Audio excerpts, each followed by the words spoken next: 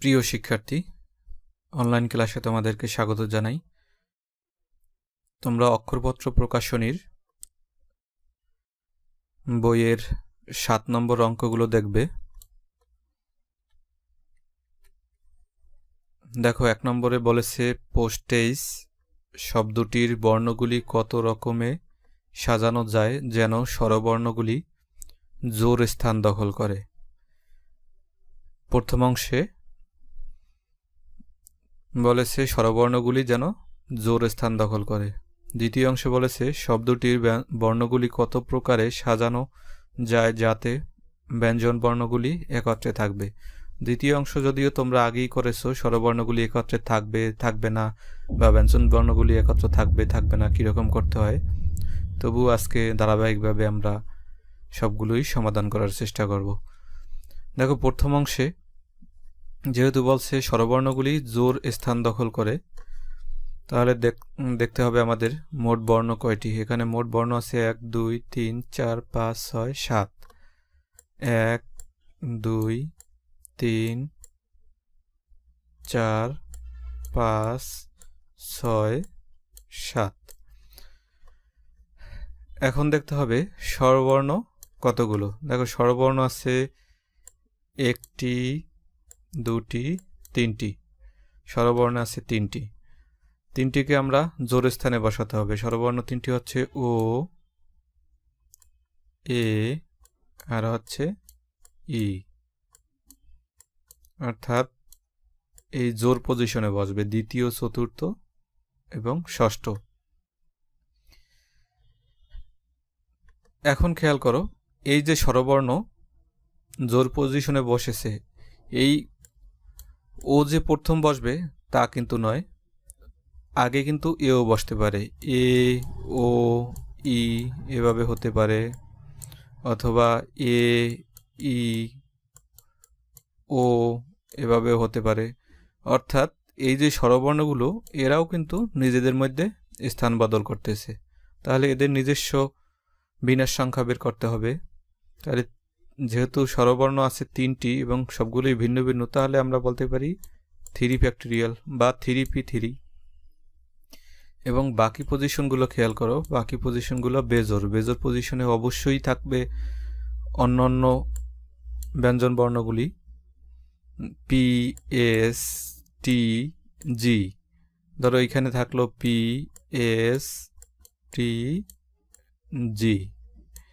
এখন এই P, S এরাও কিন্তু একে অপরের সাথে জায়গা চেঞ্জ করবে, কারণ প্রথম পজিশনে একবার পি থাকলো, কিন্তু এই পি তো আর একবার করতে গেলে তৃতীয় পজিশনও যেতে পারে। এখানে যে কোনো একটা পজিশনে ব্যঞ্জন বর্ণগুলি যেতে পারবে। তাহলে আমরা বুঝতে পারছি যে ব্যঞ্জন বর্ণগুলো নিজেদের সাথে জায়গা চেঞ্জ করে, বিদায় আমরা ব্যঞ্জন বর্ণেরও বিন্যাস সংখ্যা বের করতে হবে। তাহলে ব্যঞ্জন বর্ণ আছে 4টি এবং এরা সবাই ভিন্ন ভিন্ন, যেহেতু এখানে 4 ফ্যাক্টোরিয়াল। তাহলে এটা গুণ করলে কিন্তু আমাদের রেজাল্ট বের হয়ে যায়। তবু দেখো, এইখানে পোস্টের শব্দটিতে ব্যঞ্জন বর্ণ আছে 4টি আর 3টি আছে স্বরবর্ণ। এই 7টি বর্ণ দেখো 1 2 3 4 5 6 7 আমরা এইভাবে লিখেছিলাম। 3টি জোর পজিশনে বসবে, এই যেমন দ্বিতীয়, চতুর্থ এবং ষষ্ঠ পজিশনে। 3টি স্বরবর্ণকে 3টি জোর স্থানে মোট এত উপায়ে সাজানো যায়। এই যে বলেছি, যেহেতু 3টি বর্ণ এরা নিজেদের মধ্যে আবার বিন্যাস ঘটাবে, জায়গা চেঞ্জ করবে, এজন্য কিন্তু এরা যেহেতু ভিন্ন ভিন্ন, তাহলে 3 ফ্যাক্টোরিয়াল। 3 ফ্যাক্টোরিয়াল মানেই হচ্ছে 6 উপায়ে তারা নিজেদের মধ্যে বিন্যাস করবে।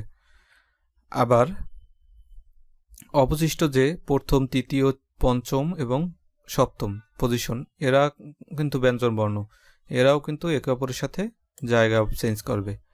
তাহলে এদের বিন্যাস সংখ্যা হচ্ছে, যেহেতু এরা ভিন্ন ভিন্ন, তাহলে 4 ফ্যাক্টোরিয়াল। 4 ফ্যাক্টোরিয়ালকে এইভাবেও লেখা যায় 4p4।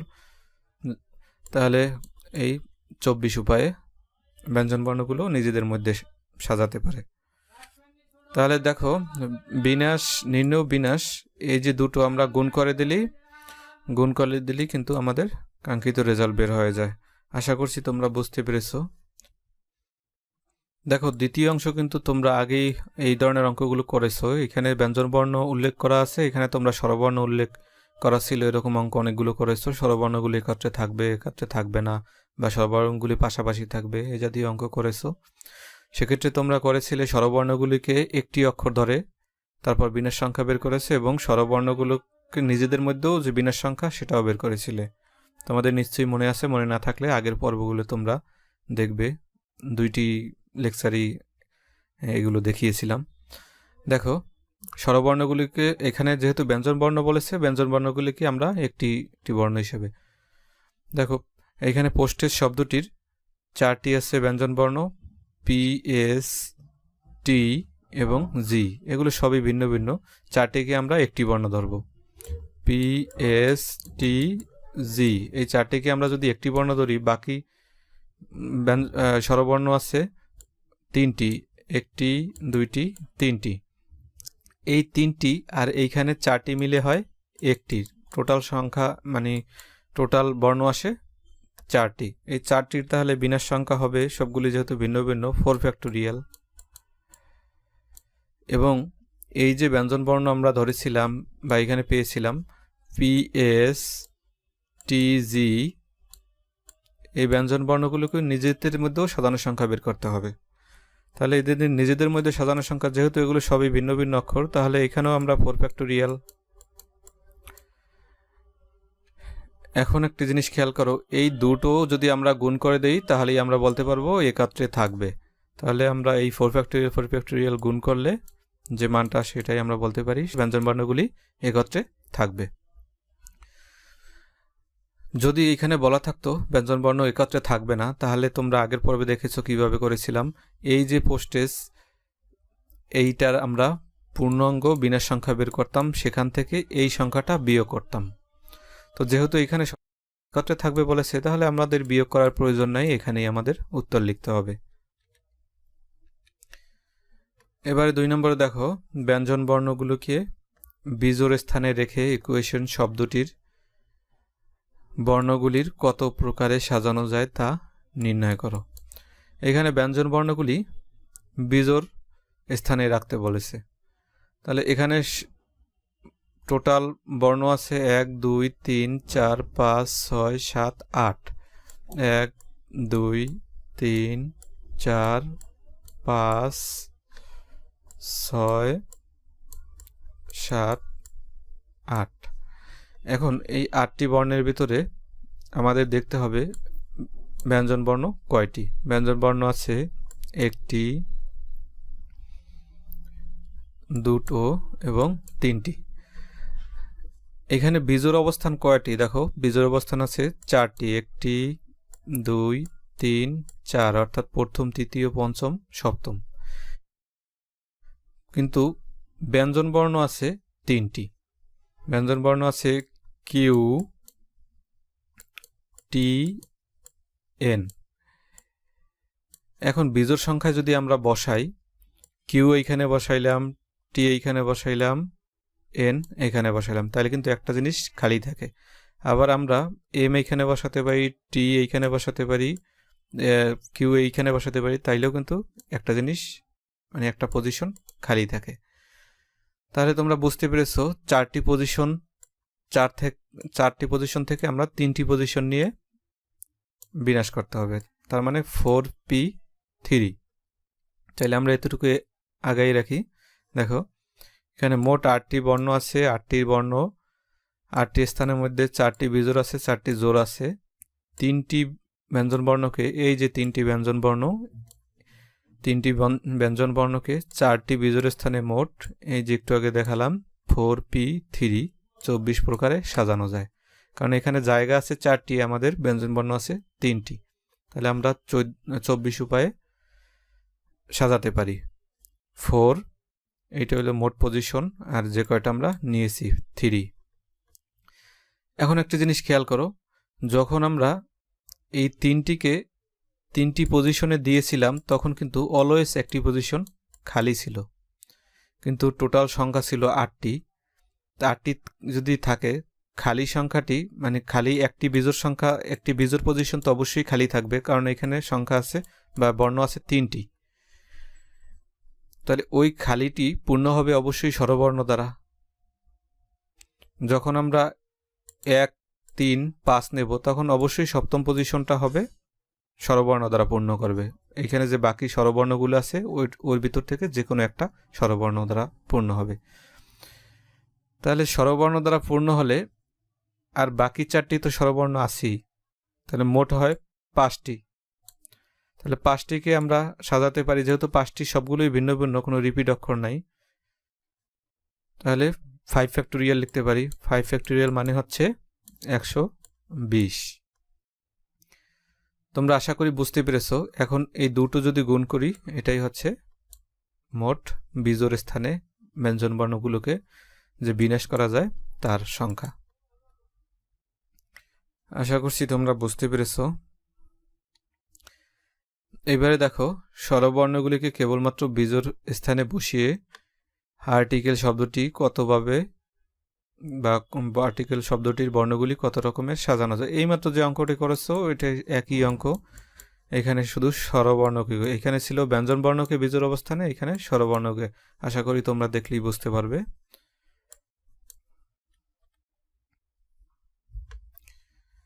এবার 4 নম্বরে দেখো, কারেজ শব্দটির বর্ণগুলি নিয়ে কতগুলি বিন্যাস তৈরি করা যায় যাদের প্রথমে একটি স্বরবর্ণ থাকবে। এখানে স্বরবর্ণ আছে কয়টি দেখো, 1টি, 2টি, 3টি, 4টি। দেখো, কারেজ শব্দটি মোট বর্ণ আছে 60টি, 60টির ভিতরে 4টি আছে স্বরবর্ণ।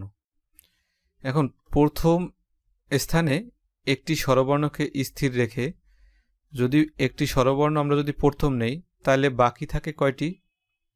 6টি। ওই 6টিকে আমরা হিসাব করব। 6টি যেহেতু এখানে রিপিট কোনো বর্ণ নাই, তাহলে 6 ফ্যাক্টোরিয়াল উপায়ে আমরা বাকিগুলো বিনাশ করতে পারি। প্রথম কিন্তু যে কোনো একটা, ধরো প্রথম আছে ওটাকে আমরা ফিক্সড করে রেখেছি, যেহেতু ফিক্সড আছে তাহলে তো ও কাউন্ট হবে না, বাকি 6টি বিনাশ করতে হবে। তাহলে 6টি আমরা এইভাবে সাজাইছি 6 ফ্যাক্টোরিয়াল, যেহেতু এখানে রিপিট কোনো বা সবগুলি ভিন্ন ভিন্ন এরকম, এই জন্য 6 ফ্যাক্টোরিয়াল। যদি ভিন্ন ভিন্ন না থাকতো তাহলে আমরা নিচে আবার ভাগ দিয়ে যেগুলো রিপিট ওগুলো লিখতাম। এখন খেয়াল করো, 4টি, এই যে প্রথম আমরা ধরো ও রাখলাম, দ্বিতীয়বার তো প্রথম আবার ই রাখতে হবে, তৃতীয়বার তো আবার ই রাখতে হবে, চতুর্থবার আবার যদি আমরা ইউ রাখি, এভাবে কিন্তু এরাও কিন্তু স্বরবর্ণগুলো কিন্তু এক এক সময় একটা নেই। তাহলে আমরা 4টির ভিতরে সবসময় আমরা একটি নিয়ে কাজ করি, 4p অন, কারণ প্রথম অবস্থানে একবার ধরছি ও, একবার ইউ, একবার এ, একবার ই, অর্থাৎ 4টা থেকে আমরা 4টা স্বরবর্ণ থেকে সবসময় আমরা একটি করে নিতাম। এই জন্য আমরা এখানে 4p অন লিখলাম। এখন এইখানে এই দুটো গুণ করলেই যে রেজাল্ট আসবে এটাই হচ্ছে এই আমাদের অঙ্কে বলেছে যাদের প্রথমে একটি স্বরবর্ণ থাকবে তার বিন্যাস সংখ্যা। এখন খেয়াল করো, ডাইরেক্টর শব্দটির বর্ণগুলি হতে এখানে 3টি শর্ত দিয়েছে। স্বরবর্ণগুলির ক্রম পরিবর্তন না করে, স্বরবর্ণগুলির স্থান পরিবর্তন না করে, স্বরবর্ণের ও ব্যঞ্জনবর্ণের আপেক্ষিক অবস্থানের পরিবর্তন না করে যত প্রকারে পুনরায় সাজানো যায় তা নির্ণয় করো। দেখো, এইখানে একটা অংশ জুড়ে দিয়েছে পুনরায়। এই অংশের জন্য আমাদের একটা লাইন বেশি করতে হবে। তোমরা এই অঙ্কগুলো আগেই পেয়েছো, স্বরবর্ণগুলির ক্রম পরিবর্তন না করে, স্থান পরিবর্তন না করে আগেই করেছো। হুবহু সেম নিয়মে করতে হবে, যে রেজাল্ট আসবে তার থেকে 1 বিয়োগ করতে হবে এই পুনরায় লেখার জন্য। তো আমরা দেখি 1 নম্বরে আগে এ করি আমরা। ডাইরেক্টর শব্দটির মোট 8টি বর্ণের মধ্যে 3টি আছে স্বরবর্ণ, 5টি আছে ব্যঞ্জনবর্ণ, যাদের মধ্যে 2টি আছে আর। দেখো, ক্রম পরিবর্তন না করে কথাটা বললেই স্বরবর্ণগুলির যদি বলে তাহলে স্বরবর্ণগুলোকে একই জাতীয় বর্ণ ধরতে হবে। দেখো, এইখানে স্বরবর্ণ আছে আই, ই, ও। এখানে হয় 3টি আই ধরতে হবে, নয়তো 3টি ই, নয়তো 3টি ও ধরতে হবে। তাহলে মোট বর্ণ আছে কয়টি? 8টি। তাহলে স্বরবর্ণগুলো একই জাতীয় বর্ণ ধরলে তাহলে এখানে যদি তিনটাই আই ধরি তাহলে এখানে নিচে অবশ্যই 3 ফ্যাক্টোরিয়াল হবে, যেহেতু তিনটাই রিপিট, অথবা তিনটাই ই ধরতে পারবো অথবা তিনটি ও ধরতে পারবো। অর্থাৎ আমাদের তিনটি একই জাতীয় বর্ণ কল্পনা করতে হবে। আর নিচে দেখো আর আছে, এইখানে আর আছে 2টি, তাহলে এইখানে 2 ফ্যাক্টোরিয়াল। এইটাই হচ্ছে বিনাশ সংখ্যা স্বরবর্ণগুলোকে ক্রম পরিবর্তন না করে। কিন্তু এইখানে একটা কথা উল্লেখ করেছে, পুনরায় সাজানো, পুনরায় বা পুনরাবৃত্তি যদি উল্লেখ করা থাকে তাহলে দেখো ডাইরেক্টর নিজেই কিন্তু একটা সাজানো সংখ্যা, কারণ এখানেও কিন্তু আই আগে আছে ইর এবং ওর আগে আছে ই, অর্থাৎ তিনটারই সিকোয়েন্স ঠিক আছে। সিকোয়েন্স ভঙ্গ তখনই হবে যখন ই আই এর আগে চলে আসবে, বা এরকম প্রথম পজিশনে যদি অন্য পজিশনটা চলে আসে। এখানে কিন্তু আইটা কিন্তু ডির আগেও থাকতে পারে, তাতে কোনো সমস্যা নেই। কিন্তু এই যে আই অবশ্যই ইর আগে থাকবে এবং ই অবশ্যই ওর আগে থাকতে হবে। তাহলে দেখো ডাইরেক্টর শব্দটি যেহেতু নিজেই একটি সাজানো সংখ্যা, তাহলে আমরা বলতে পারবো এই এক বিয়োগ করার পরে এটাই হচ্ছে পুনরায় সাজানো যায় তা। এবার বি নম্বরে দেখো স্বরবর্ণগুলির স্থান পরিবর্তন না করে। স্বরবর্ণগুলির স্থান অর্থাৎ এইখানে স্বরবর্ণ দেখো কত পজিশনে আছে, দ্বিতীয় পজিশনে আছে, তৃতীয় চতুর্থ পজিশনে আছে, আর আছে সপ্তম পজিশনে। এই পজিশনগুলোর স্থান পরিবর্তন করা যাবে না, অর্থাৎ এই পজিশনগুলো একেবারে লক করে দিতে হবে। লক করা মানেই হচ্ছে বাকি পজিশনগুলো নিয়ে আমাদের কাজ করতে হবে। বাকি পজিশন আছে 3টা বাদ দিলে থাকে হচ্ছে 5টি। 5টির মধ্যে এখন দেখতে হবে আমাদের রিপিট আছে কিনা। রিপিট অবশ্যই আছে, আর আছে। তাহলে দেখো 5 ফ্যাক্টোরিয়াল, যেহেতু এগুলো বাদ দিয়ে নিয়েছি, একেবারে লক করা থাকলেই বাদ দিতে হবে। এগুলো যেহেতু স্থির আছে একেবারে, এগুলো আমরা 3টি স্বরবর্ণকে বাদ দিয়ে 5টি হয়, তাহলে বাকি সংখ্যা 5টি। 5টির থেকে রিপিট হয়েছে 2টো, আর 2 ফ্যাক্টোরিয়াল সাজানো যায়।